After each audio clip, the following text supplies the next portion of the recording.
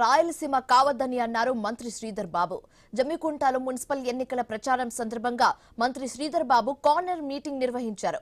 ఎన్నికల మేనిఫెస్టోలో హామీలన్నీ పూర్తి చేసి అసెంబ్లీ ఎన్నికలకు పోతామని అన్నారు. హుజూరాబాద్, జమ్మికుంట మున్సిపాలిటీలలో కాంగ్రెస్ పార్టీ గెలిపిస్తే అధిక నిధులు తీసుకువచ్చి అభివృద్ధి చేస్తానని చెప్పారు మంత్రి శ్రీధర్ బాబు.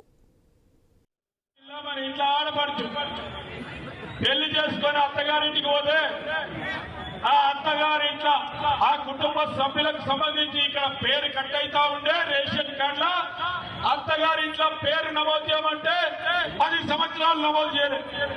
కొడుకు బిడ్డ పుడితే ఆ పుట్టిన బిడ్డ ఆ పుట్టిన కొడుకు పేరు నమోదు చేసుకోమంటే నమోదు చేసుకోలేదు. కొత్త రేషన్ కార్డు ఇవ్వాలి, పేర్లు నమోదు చేసుకోలే. ఆనాడు మేము చెప్పాం, మన తెలంగాణ రాష్ట్రం ఏర్పడ్డ తర్వాత ఈ టీఆర్ఎస్ పార్టీ ప్రభుత్వం రేషన్ కార్డు ఇవ్వలేదు. మా ప్రభుత్వం వచ్చిన తర్వాత రేషన్ కార్డులు ఇస్తామని చెప్పాము. కొత్త రేషన్ కార్డులు ఇదే ప్రణవ్ బాబు గారు ఈ రోజు ఇన్ఛార్జ్ గా అందరికీ అర్హులైన నిరుపేదలకి ముఖ్యమంత్రి గారి నేతృత్వంలో రేషన్ కార్డు ఇవ్వడం జరిగింది.